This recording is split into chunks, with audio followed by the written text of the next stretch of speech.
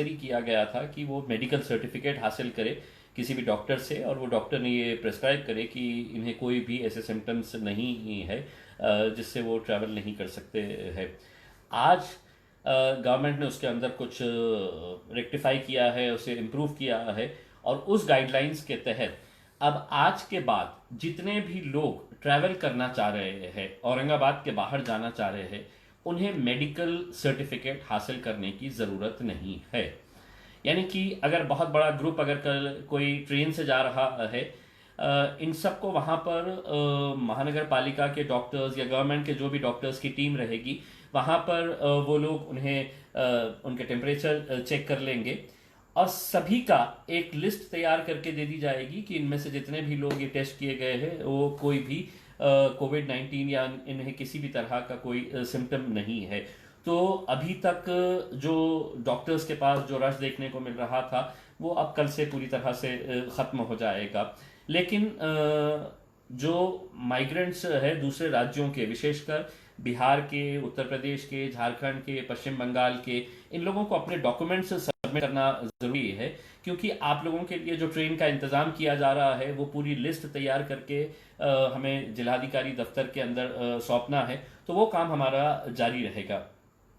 जब ये नोटिफिकेशन आया था तो एक दिक्कत लोगों के सामने ये आई थी कि गवर्नमेंट ने तो कह दिया था कि नोटिफिकेशन के जरिए कि जिन जिन लोगों को जाने का है, उन्होंने अपना वेबसाइट दे दिया था कि इस वेबसाइट के ऊपर आप ऑनलाइन अप्लाई कर दीजिएगा, आपका आधार कार्ड उसको अटैच कर दीजिएगा और मेडिकल सर्टिफिकेट। अब इनिशियली बड़ी दिक्कतें ये आई कि कई जगह से हमें डॉक्टर्स के सर्टिफिकेट नहीं मिल रहे थे।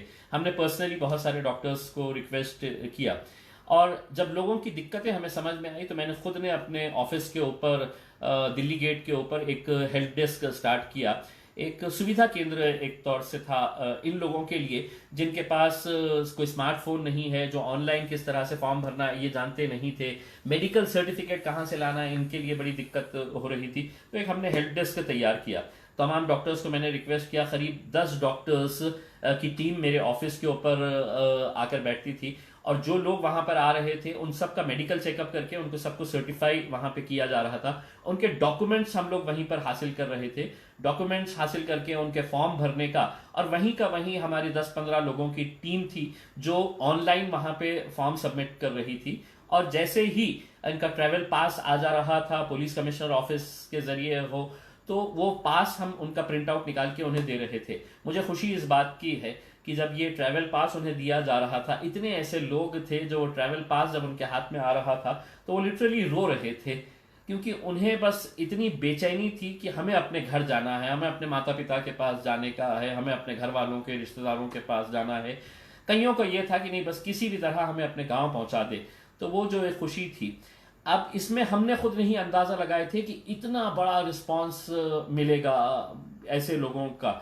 ये जो काम हमने हेल्प डेस्क किए थे, ये अगर देखा जाए तो ये मेरा काम नहीं था, ये किसी गवर्नमेंट डिपार्टमेंट ने इसे हैंडल करना चाहिए था, लेकिन कोई भी आगे नहीं आया, कोई नहीं करने के लिए तैयार था। तो इसीलिए हमने अपने तौर के ऊपर ये जिम्मेदारी ली कि इन लोगों की मदद हम करेंगे करके। और हमें भी ये अंदाजा नहीं था, तो बहुत भीड़ वहां पर इकट्ठा हुई। पहले दिन हमें दिक्कतों का सामना करना पड़ा कि सोशल डिस्टेंसिंग के नॉर्म्स थे। आज भी बेहिसाब वहां पर लोग इकट्ठा हो गए थे, कुछ मीडिया वाले पहुंच गए, और मीडिया को जैसा मजा आता है इस तरह की खबरें, ये नहीं जानते हुए कि ये लोग कौन है, किस तरह की दिक्कतों का सामना करना पड़ रहे हैं। बहुत सारे चैनल्स ने अपना दिखाना शुरू कर डाला कि खासदार के सामने, ऑफिस के सामने बड़ी भीड़ इकट्ठा हो गई सोशल मीडिया के ऊपर। और वो लोग सोशल मीडिया के ऊपर मुझे क्रिटिसाइज करने लगे जो लोग आज से 4 दिन पहले चाह रहे थे कि औरंगाबाद में भी शराब की दुकानें खुलनी चाहिए करके।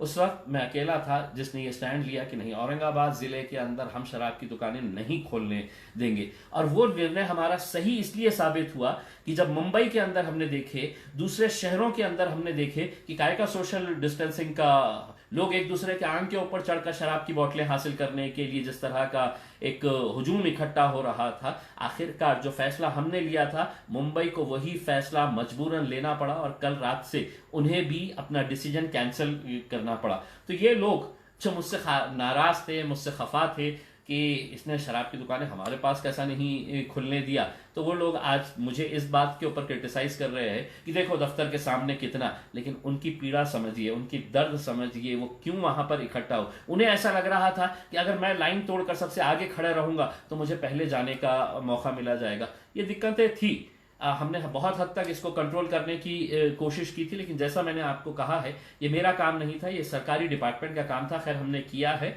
और जो कुछ भी हुआ है उन लोगों की भलाई को देखते हुए, क्योंकि हम लोग इन्हें पैदल सड़कों के ऊपर यूपी तक पैदल निकल रहे हैं, कोई बिहार तक पैदल जा रहा है, कोई साइकिल लेकर अपना पैदल निकल रहा है, बड़ा शर्म आती है। क्योंकि महाराष्ट्र जिस राज्य से हमारा ताल्लुक है, ये हमारी संस्कृति नहीं है कि इस तरह के गरीब लोगों को ऐसे ही छोड़ दिया जाए। आज अच्छी बात यह है कि आज पहली ट्रेन यहां से आज रवाना हुई है जो मध्य प्रदेश भोपाल के लिए निकली है। उस ट्रेन के अंदर 1200 मुसाफिरों को हमने बिठाकर आए हैं। तो आज यहां से पहली ट्रेन भोपाल के लिए गई है। औरंगाबाद से डायरेक्ट वो भोपाल जाएगी, बीच में कहीं पर भी नहीं रुकेंगी। उन्हें खाने का इंतजाम वहां की सरकार ने ही प्रोवाइड किया गया था। उनका पूरा मेडिकल चेकअप रेलवे स्टेशन के ऊपर किया गया है। कल एक और ट्रेन मध्य प्रदेश के लिए जाएगी जो जबलपुर जाएगी। तो कल जबलपुर जाएगी। हमें ऐसा लगता है कि भोपाल के लिए और एक ट्रेन की जरूरत पड़ेगी। आज मुख्यमंत्री उद्धव ठाकरे साहब ने एक मीटिंग कॉल किए थे। तमाम राजनीतिक पार्टियों के जितने भी नेता है उन लोगों के साथ एक वीडियो कॉन्फ्रेंसिंग की गई थी। औरंगाबाद से मैं अकेला उस मीटिंग के अंदर था, और मुंबई से राज ठाकरे साहब थे, वहां पर देवेंद्र फडणवीस साहब थे, अबू आसिम साहब थे, प्रकाश अंबेडकर साहब थे। ऐसे नेताओं की एक मीटिंग तकरीबन 2.5 घंटे तक ये मीटिंग चली, और उसके अंदर अलग अलग विषयों के ऊपर चर्चा हुई। मैंने जो औरंगाबाद के ताल्लुक से मुख्यमंत्री साहब को जो बताया है कि औरंगाबाद से में आज तकरीबन 5,500 के करीब रजिस्ट्रेशन सिर्फ हमारे पास आए हैं, मेरे दफ्तर के अंदर आए हैं। इनमें से करीब 2,500 ऐसे लोग हैं जो लखनऊ या उत्तर प्रदेश से ताल्लुक रखते हैं, जो पश्चिम बंगाल से ताल्लुक रखते हैं या बिहार से ताल्लुक रखते हैं। तो इन लोगों के लिए विशेष ट्रेन चलाने का मैंने अनुरोध किया है। मुख्यमंत्री साहब ने आश्वासन दिया है कि अगले 2-3 दिनों के अंदर ये पूरा शेड्यूल आ जाएगा कि कहां कहां से ट्रेन निकाली जाने वाली है। मध्य प्रदेश की जितनी भी ये है क्राउड है, वो मध्य प्रदेश का क्राउड 2 दिनों के अंदर हम पूरा क्लियर कर लेंगे। दूसरी बात हमने जो मुख्यमंत्री साहब के सामने रखी, वो ये बात रखी है कि औरंगाबाद के 3 प्रमुख हॉस्पिटल्स है, जिसके अंदर एक एमजीएम हॉस्पिटल है, एक बजाज हॉस्पिटल है और एक हेडगेवार हॉस्पिटल है। ये तीनों ने जो जीवनदायी आरोग्य स्कीम है, जिसके तहत मैंने मुख्यमंत्री साहब को बताया कि सर इसका मतलब ये नहीं है कि हम लोग सिर्फ कोरोना वायरस के पेशेंट्स को अटेंड करें और बाकी पेशेंट्स को इसी तरह मरने के लिए छोड़ डालें, जो आज हो रहा है। क्योंकि आज घाटी के ऊपर इतना लोड है, घाटी भी बहुत सारे पेशेंट्स को रिफ्यूज कर रहा है। तो इनकी मजबूरी है कि ये प्राइवेट हॉस्पिटल में जाए। अब प्राइवेट हॉस्पिटल में जब जा रहे हैं, चाहे उन्हें डायलिसिस करवाना है या दूसरा इलाज करवाना है, ऑपरेशन करवाना है, तो ये गवर्नमेंट स्कीम के तहत हो जाया करता था। लेकिन ये 3 हॉस्पिटल्स है जिन्होंने अपना रिन्यूअल कराया नहीं है, क्योंकि उनके कुछ इश्यूज है गवर्नमेंट के साथ कि उनका कहना है कि हमको ये पड़ता नहीं है, अब रेट्स बहुत महंगे हो गए हैं तो हम अपना रिन्यूअल नहीं करवा रहे हैं। जो मेरे हिसाब से ऐसे वक्त के ऊपर बहुत गलत डिसीजन ये तीनों हॉस्पिटल ने लिया है। मैं ये तीनों को अनुरोध करूंगा कि ऐसे वक्त के अंदर आप इसका कमर्शियलाइजेशन मत करिएगा, इसका कमर्शियल एस्पेक्ट मत देखिएगा। पैसा कभी भी आएगा, आपको जो भी भरपाई होगी वो किया जाएगा। तो मैंने मुख्यमंत्री साहब से कहा है कि ये तीनों हॉस्पिटल्स को आप इमीडिएट अपने सेक्रेटरी के जरिए ये आदेश करिएगा कि इनका जो भी इशू है इसको सेटल करिएगा, ताकि दूसरे जो पेशेंट्स हैं उन्हें दर दर भटकने की नौबत ना आए। कई पेशेंट्स मुझे फोन करते हैं कि सर हमें ऑपरेशन करना है, लेकिन हॉस्पिटल कह रहा है कि इतने 1000 रुपया आपको लगेंगे ये ऑपरेशन करने के लिए। तो ये मुद्दे के ताल्लुक से हमने मुख्यमंत्री साहब को हमने बताए हैं। दूसरा ये है कि मैंने मुख्यमंत्री साहब को ये बताया है कि महानगर पालिका ने फायर ब्रिगेड के पास एक हॉस्पिटल बनाया है अपना, ऐसे समय के ऊपर 4 करोड़ रुपया उसके ऊपर वो तकरीबन खर्च कर रहे हैं। लेकिन हॉस्पिटल चलाया जाता है ना तो कॉर्पोरेटर से, ना महापौर से, ना उप महापौर से, ना आमदार, ना खासदार। हॉस्पिटल अगर चलेगा तो मैन पावर से और डॉक्टर्स से। लेकिन देखिएगा कि कारोबार कैसा है कि यहां पर सीनियर फिजिशियन और सीनियर इंटेंसिविस्ट चाहिए। 10 पोस्ट की उन्होंने क्रिएट किया है, वहां पे पेपर में ऐड दिया गया है। और उस पेपर के ऐड के अंदर ये बताया गया कि सीनियर फिजिशियन को हम 60,000 रुपये महीना पगार देंगे करके। अब सीनियर फिजिशियन जो एमडी होता है या सीनियर इंटेंसिविस्ट, वो 60,000 रुपये के अंदर आएगा क्या, ये एक सवाल है। वही पोस्ट के लिए मुंबई महानगर पालिका ने अपने मुंबई के अखबारों के अंदर ऐड निकाला है और वहां पर वो इसी पोस्ट के लिए 3,50,000 रुपये सैलरी दे रहे। दोनों ही एड्स मेरे पास मौजूद है और दोनों ही एड्स मैंने जिलाधिकारी को भी दिया, मैंने म्युनिसिपल कमिश्नर साहब को भी दिया और मैंने सीएम साहब को भी आज के दिन बताया कि सर अगर अपने को सिर्फ इंफ्रास्ट्रक्चर डेवलप करने का है कि हमने बिल्डिंग बना दी है, बेड्स ला लिए हैं, इक्विपमेंट्स लेके आ गए हैं, लेकिन डॉक्टर्स ही नहीं है, तो ये हॉस्पिटल चलेगा कैसा। मुख्यमंत्री साहब ने ये भी आश्वासन दिया है कि तुरंत इसके ऊपर भी कुछ ना कुछ फैसला किया जाएगा। अगर अच्छे डॉक्टर्स रहेंगे तो अच्छा अस्पताल भी चलेगा। अगर आप सस्ते में अगर मंगाएंगे तो आप देख लीजिएगा, आपको वो 10 की 10 पोस्ट मेरी जानकारी के हिसाब से खाली है, एक भी डॉक्टर ने उसके लिए अप्लाई नहीं किया है। आप अच्छा पैसा दीजिएगा, गवर्नमेंट आपको पैसा दे रही है, ऐसा नहीं है, करोड़ों रुपये का फंड आया हुआ है। अगर आप डॉक्टर्स को नहीं देंगे तो फिर ये इक्विपमेंट्स खरीदने का इंटरेस्ट जो रहता है तमाम महानगर पालिका के अंदर, तो आपको मालूम है कि सारे इक्विपमेंट्स ला लिए जाते हैं। तो ये मुद्दे के ऊपर भी चर्चा हुई और मैंने मुख्यमंत्री साहब को ये बात बताया है।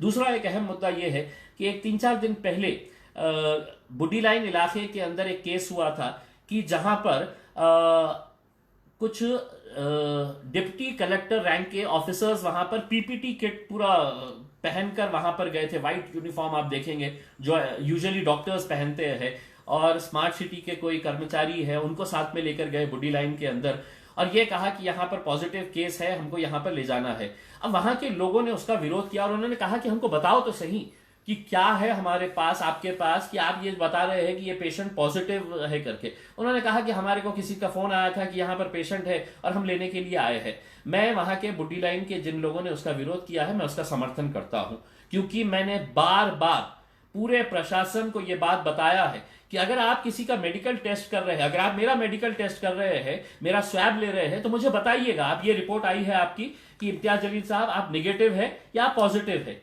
ये कोई नेशनल सीक्रेट नहीं है कि आप नहीं बताएंगे करके। मैंने नीता पाडलकर जो महानगर पालिका के हेल्थ ऑफिसर है उनको भी बताया है कि आप क्यों छुपा रहे हैं लोगों से कि ये रिपोर्ट आई है आपकी, ये पॉजिटिव है या निगेटिव है करके। लोगों के अंदर एक संभ्रम ऐसा तैयार हो रहा है कि नहीं साहब ये जबरदस्ती उठाकर ले जा रहे। और हुआ क्या, वो लोगों को जो डिप्टी कलेक्टर रैंक के ऑफिसर्स आए थे और जो कह रहे थे कि आपके पास एक पॉजिटिव पेशेंट है, उसको हमको लेके जाना है करके, पब्लिक ने उसका विरोध किया और उनको वापस जाना पड़ा। दूसरे दिन अखबारों के अंदर ये खबर आई, बल्कि लोकमत अखबार में ने तो ये छाप दिया कि ये जितने भी लोग थे ये बोगस टीम थी, ये बोगस लोग आए थे, बोगस टीम आ रही है और लोगों को उठाकर लेके जा रही है। अब आप सोचिएगा कि लोगों के अंदर कितना एक शक पैदा हो गया, कितना संभ्रम पैदा हो गया। इसके ताल्लुक से मैंने आज के दिन जिलाधिकारी साहब के साथ विशेष तौर के ऊपर चर्चा की। मैंने मुख्यमंत्री साहब को भी ये बताया है कि ऐसा नहीं होना चाहिए। अगर कोई पॉजिटिव केस आया है, आप जाइए, एक टीम को भिजाइए, लोगों को समझाइएगा कि ये पॉजिटिव केस आया है, आपको ये एहतियात करना पड़ेगा। बहुत सारे लोग, मैं खुद जाकर, मैं सिविल हॉस्पिटल के अंदर पेशेंट से मिला, मैंने खिलेरत के अंदर जाकर पेशेंट्स से मिला और उन लोगों से बात किया। उन लोगों का कहना यह है कि हमारे को तो कोई सिम्टम्स है ही नहीं, लेकिन हमको लाके क्वारंटाइन के अंदर डाल दिए हैं। देखिए, इसका एक बात मैं आपको बताना चाहता हूं, जो डॉक्टर्स भी आपको बार बार बता रहे हैं कि बहुत सारे पेशेंट्स के अंदर अब सिम्टम्स नजर नहीं आते हैं, लेकिन फिर भी उसके बावजूद भी अगर उनका स्वैब लिया जाता है तो वो पॉजिटिव पाए जा रहे हैं। यानी कि मैं हट्टा कट्टा हूं, मुझे कुछ भी नहीं है, ना बुखार है, ना खांसी है, ना मुझे छींक आ रही है, ना मुझे जुकाम है, ऐसा कुछ भी सिम्टम नहीं है, लेकिन उसके बावजूद भी अगर ये वायरस मुझे अटैक किया है तो वो मेडिकल रिपोर्ट के अंदर आ जाता है कि ये पॉजिटिव है करके। तो कुछ लोग इसका जो विरोध कर रहे हैं कि साहब ये जबरदस्ती उठाकर लेके जा रहे हैं, मेरे हिसाब से इसके अंदर थोड़ा सा हमें एहतियात बरतने की जरूरत है। हमने 1.5 महीना निकाल लिए है, अगर और चंद दिन हम अच्छे तरीके से अगर निकाल लेते हैं तो मेरे हिसाब से हम इस जंग को लड़ सकते हैं। मैंने ये मुद्दा भी उनके पास मुख्यमंत्री साहब को बताया है कि साहब ये कोऑर्डिनेशन नहीं होने की वजह से हुआ है, क्योंकि अखबारों के अंदर जो आया कि ये बुड्डी लाइन के अंदर जो गए थे उसमें महानगर पालिका के अधिकारियों ने कहा कि हमने तो भिजाए नहीं थे। फिर कहाँ गए थे, तो फिर पता चला कि कॉन्टैक्ट ट्रेसिंग के लिए एक टीम गई हुई है। कॉन्टैक्ट ट्रेसिंग के लिए एक अलग टीम बनाई गई है जो जाते हैं अलग अलग एरिया के अंदर ये पता करने के लिए कि किसी को बुखार है क्या, किसी को कुछ सिम्टम्स है क्या, तो ये वो टीम थी। लेकिन चूंकि बराबर से वो अपने आप को प्रेजेंट नहीं कर पाए, क्योंकि बराबर से वो कोऑर्डिनेट नहीं कर पाए, इस वजह से लोगों ने उसका विरोध किया है। अगर कोई पॉजिटिव केस आता है, यकीनन उसके ऊपर पूरी सतर्कता बरतनी चाहिए, लोगों को भी इसके अंदर कोऑपरेट करना चाहिए। तो ये सब काम हो रहा है। मैंने खुद ने जब खिलारत के अंदर गया, तकरीबन 121 वहां पर पेशेंट्स थे जो जिन्हें पॉजिटिव बोल के रखा गया था। मैंने उन पेशेंट से खुद मैंने बात किया कि आपको दिक्कत क्या है। तो कई लोगों ने कहा कि सर थोड़ा सा खाने का मसला आ रहा है, खाना बराबर नहीं मिल रहा है। कुछ लोगों ने कहा कि सर रोज हमको मटर की सब्जी दोपहर में आ जाती है। तो मैंने फौरन है तो ये डिसीजन लिया कि हम गवर्नमेंट के पास शिकायत नहीं करेंगे। हमने तुरंत है तो ये निर्णय लिया कि पूरा खाना जो है हम हमारी टीम्स के जरिए यहाँ पर पहुंचाएंगे। और 2 दिन से तकरीबन 100 लोगों का खाना उस सेंटर के ऊपर वहां पर पहुंचाया जा रहा है। दूसरे और भी जो सेंटर्स है, हमारे जो कार्यकर्ता है, अदनान भाई है, जफर पठान एक बैजीपुरे का लड़का है, ये तकरीबन 21 जगह के ऊपर इनके किचन तैयार किए जा रहे हैं। तो एमजीएम हो, एमआईटी हो, दूसरे हर सेंटर के ऊपर खाना पहुंचाया जा रहा है। तो वहां के लोगों की शिकायतें बस इतनी है कि साहब थोड़ा सा खाना, पानी नहीं मिल रहा है। अब पानी के लिए हमने प्रशासन से कहा है कि आप पानी कम से कम वहां पे पहुंचाया जाए। एक वीडियो वायरल हो रहा है कि सिविल हॉस्पिटल के अंदर पानी नहीं है, वो 8 दिन पुराना वीडियो है, लेकिन जब वो वायरल होता है तो उसकी कोई लाइफ नहीं रहती है, तो वो एक महीने तक वही वीडियो चलते रहता है। मैंने खुद ने कल सिविल हॉस्पिटल के अंदर पर्सनली गया था। वहां पर डिस्ट्रिक्ट कलेक्टर उदय चौधरी साहब, वहां के सिविल सर्जन कुलकर्णी साहब और वहां के पूरे मेडिकल स्टाफ के साथ बैठ के हमने वहां पर मीटिंग किए और ये मुद्दे उनको बताए हैं कि आपको अगर कोई दिक्कत आ रही है, मुझे भी मालूम है डॉक्टर्स को बहुत मुश्किलों के अंदर वो लोग काम कर रहे हैं, एडमिनिस्ट्रेशन, पुलिस डिपार्टमेंट बड़ी मुश्किलों के अंदर काम कर रहा है, उनके साथ हम पूरी तरह से सहयोग कर, और हम ये एक्सपेक्ट नहीं कर रहे हैं कि अगर आप मटर की सब्जी दे रहे हैं तो मटर की सब्जी दे, अगर लेकिन वहां के लोगों को अगर दिक्कत हो रही है तो आप हमें बता दीजिएगा। हम कई लोगों का खाना वहां पे पहुंचा रहे हैं। वहां के सिविल हॉस्पिटल के अंदर हमारे कार्यकर्ता है इब्तिसाम साबिरी, वो वहां पे खाने का इंतजाम करे हुए है। तो हम तमाम लोग जो है, जितनी भी टीम इसके अंदर काम कर रही है, वो इसके लिए पूरी तरह से आगे आएंगे और भी सहयोग करते रहेंगे। मैं सिर्फ जो उत्तर प्रदेश और बिहार को पैदल जाने वाले जितने भी लोग हैं उनसे ये अनुरोध करना चाहूंगा कि हमारी पूरी कोशिशें जारी है कि जल्द से जल्द आप लोगों के लिए ट्रेन का इंतजाम किया जाए। हमें बहुत खराब लगता है कि जब आप लोग पैदल ही अपने उत्तर प्रदेश के लिए 1400 किलोमीटर, 1500, 1600 किलोमीटर ऐसी तपती धूप के अंदर जब जा रहे हैं। कल जब वीडियो के ऊपर हमने देखा है कि मुंबई के अंदर एक 7 महीने की एक प्रेग्नेंट महिला औरत वो तकरीबन 150 किलोमीटर ट्रैवल कर चुकी थी। मेरे हिसाब से वो देखकर किसी को भी अफसोस होना चाहिए, किसी को भी शर्म आनी चाहिए कि ये हमारा राज्य नहीं हो सकता है, हमारे देश के अंदर इस तरह की ऐसी हरकतें नहीं होनी चाहिए। तो हमने जितने भी हमारी तरफ से कोशिशें हैं वो जारी है। लोगों को क्रिटिसाइज करना बहुत आसान होता है सोशल मीडिया के ऊपर। मैंने उन लोगों का भी क्रिटिसिज्म देखा है जो 3 दिन पहले तक कह रहे थे कि नहीं औरंगाबाद के अंदर शराब की दुकानें खुलनी चाहिए, बल्कि उनके नेता ने तो यहाँ तक कह दिया था कि पूरा महाराष्ट्र नहीं पूरे देश के अंदर शराब की दुकानें खुलनी चाहिए। शराब की दुकानें अगर खुलती तो उसका क्या असर होता है आप देख चुके हैं। वो भविष्यवाणी हम कर चुके थे, इसलिए हमने उसका विरोध किया था। आज भी हम आप लोगों से अपील करना चाह रहे हैं कि कैसे कई लोग हैं कि आज भी जिनके पास ट्रैवल पासेस मिल चुके हैं, जिन्हें नांदेड़ जाना है, जैसे परभनी जाना है, किसी हैदराबाद जाना है, किसी नागपुर जाना है, स्टूडेंट्स भी है इसमें बहुत सारे, वो कर्मचारी भी है। हमने लोगों से ये अपील किया था कि आप अपनी गाड़ियां हमें दीजिएगा। आग आप अपनी गाड़ियां अगर देंगे तो हम अपनी गाड़ियों के साथ वो लोगों को भी पहुंचाने का काम करेंगे। तकरीबन 12 गाड़ियां हमें अभी तक प्रोवाइड किए जा चुके हैं। ये 12 गाड़ियों का हम इस्तेमाल करके लोगों को अपने घरों तक पहुंचाने का काम कर रहे हैं। मैंने ये बात भी मुख्यमंत्री साहब को बताया है कि आप जिलाधिकारी को बताइएगा कि जल्द से जल्द पब्लिक ट्रांसपोर्ट स्टार्ट किया जाए। और हमें उम्मीद है कि अगले 1-2 दिन के अंदर जो एसटी की बसेस है, वो एसटी की बसेस ऑपरेट करने के लिए हमने जो मांग रखी है वो भी काम शुरू हो जाएगा। और एसटी की बसेस जब शुरू होती है तो जितने भी लोग अभी भी फंसे पड़े हुए हैं वो लोगों को वहां पर पहुंचने में आसानी होगी। हमारी तरफ से पूरी कोशिशें जारी है। क्रिटिसाइज, कंडेम, आलोचना करना बहुत आसान होता है। आके कभी देखिएगा, थोड़ा सा काम में हाथ बटाइएगा। ये वक्त एक दूसरे का अगर हम लोग इसी तरह से आलोचना करते रहे तो इस मुश्किल घड़ी के अंदर और मुश्किलें बढ़ जाएंगी। साथ ही हाथ बढ़ाना, एक अकेला थक जाएगा, मिलकर बोझ उठाना। बस यही आप लोगों से कहना चाहता हूँ। बहुत बहुत धन्यवाद। Thank you very much. शुक्रिया।